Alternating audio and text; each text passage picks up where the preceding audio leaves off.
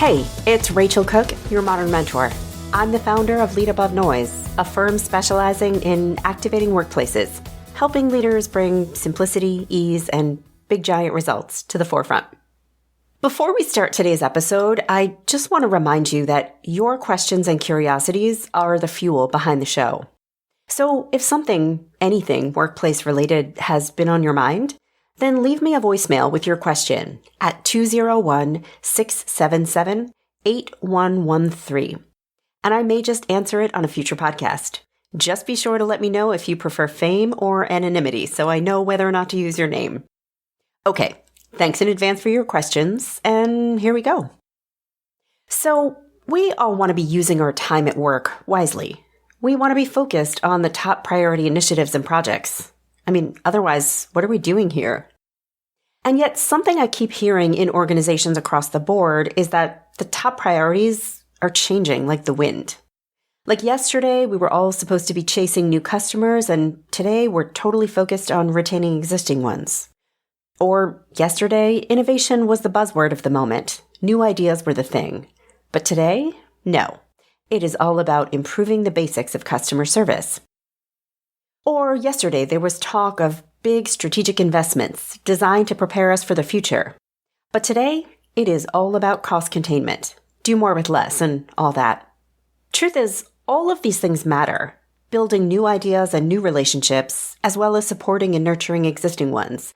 Investing wisely and also saving money. The problem isn't what the priority is, but rather how exhausted everyone feels just trying to keep up. I'm hearing from people that they are putting their hearts and souls into a project only to learn days later it no longer matters, and they need to start from scratch again. This kind of exhaustion, the kind we get from corporate whiplash, it's not sustainable. So what can we do at any altitude if this is a problem plaguing our organization?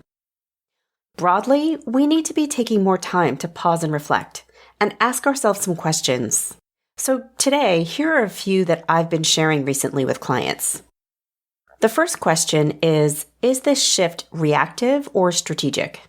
Companies should be paying attention to external factors, to competitors and customer demands and marketplace changes. And those factors should influence our decisions, but only once we've stopped to be thoughtful. There's a big difference between reacting and responding strategically. The former is a reflexive action, like one day we're focused completely on acquiring new customers, and then suddenly a big customer ends their contract, and instantly the whole company needs to shift direction, focusing totally on customer retention. That's a reaction, a panic reflex. What I would encourage senior leaders to do in this situation is pause and reflect before steering the whole company in a new direction. Did this customer leave because something truly is broken in your service delivery model? Or did they leave because they're doing their own cost containment? Or because they've automated a new solution? If the problem truly is your model, then sure, change the focus. But do a little research before you make that change, because there might be a simple explanation that has very little to do with your service delivery. And understand how much of a toll that kind of sudden shift takes on your workforce, and make your decision thoughtfully. Now, if you're a citizen in this organization, how can you play a role in helping senior leaders find some clarity before they change direction? Well, do you have data to suggest this really was a one-off scenario? Have you seen a competitor make a similar pivot and fail? What insight or even ideas do you have that might help your senior leaders make a more thoughtful choice? Because we all have a part to play here. The next question is, what thread can be pulled through? Even in times of change, there will be some points of consistency. And helping others, or even yourself, to see and hold on to what's staying the same can really offer a sense of grounding, of stability that might stave off some of the exhaustion. So sure, maybe yesterday it was about innovation and today the sexy thing is saving money. But is there a place where maybe those two things intersect? If you're an employee on the ground, can you spot an opportunity to innovate in a way that actually simplifies or streamlines something? Maybe your company uses two different technologies to manage your outbound marketing campaigns and all your analytics. but you see a way to consolidate it all into a single system, driving both innovation and cost containment in one. And if you're a leader, how can you articulate a story for your team, like a true story, not fiction here, that shows consistency over direction change? Like maybe you can talk about how the company's number one priority is and has always been delivering products in the most environmentally friendly way. And maybe last month there was exploration of investments in green technology, but the focus today is on keeping costs low to ensure you're able to continue paying fair rates to your frontline labor. Remind your team that your highest purpose, equity and eco-consciousness in this case, remains the focus, even if the work beneath it has shifted.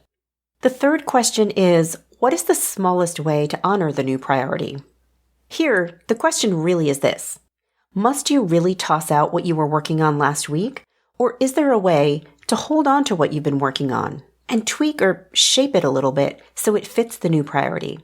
Like maybe you work in healthcare, and there's been a recent shift in focus from delighting patients in a really custom way to driving consistency for the sake of efficiency.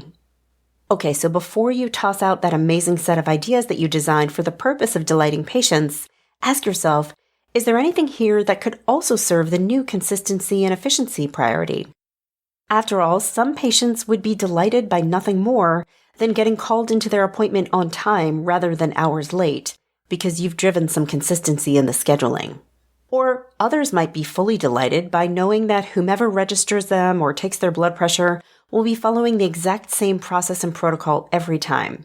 And they take comfort in that predictability. No surprises when they're on high anxiety because they're in a medical facility. In other words, focus on discovering whether a priority is really new and a departure from the old, or whether it's maybe just a bit of a gentle shift. And maybe rebranding a pivot as a minor shuffle will be just the thing to keep exhaustion at bay for you and your team.